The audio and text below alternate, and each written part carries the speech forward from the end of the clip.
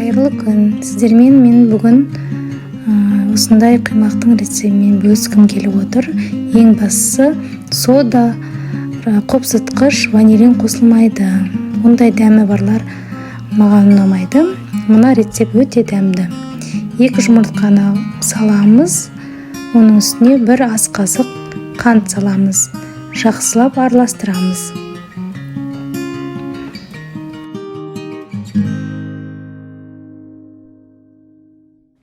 Шым-шым тұз қосамыз. Сүтімізді қосамыз. Сүттің 250 мл сүт, 250 мл су бізде. Ең соңында мен тағы да жарты стақандай сүт қостым. 200 граммдық стаканмен. Ұнымызды саламыз. Ұнымызды 3-ке, 4-ке бөліп салу керексіздер, өйткені жаңағы түйіршік болып қалмау үшін. Осылай жақсылап араластырамыз, түйіршігі ерігенше.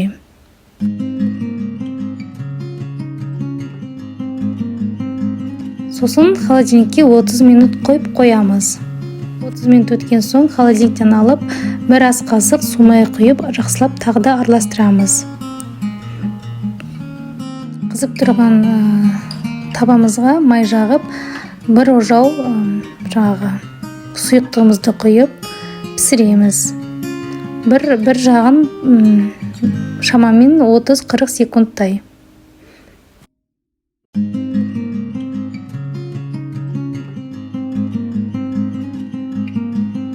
Бір порциядан менде 14-15 құймақ шықты.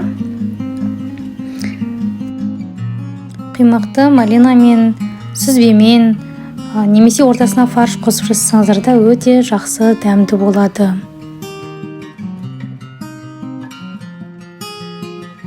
Назарларыңызға көп рахмет. Менімен бірге болғандарыңызға рахметім шексіз. Каналыма жазылып алыңыздар. Осылай рецепттермен бөлісіп тұрамын.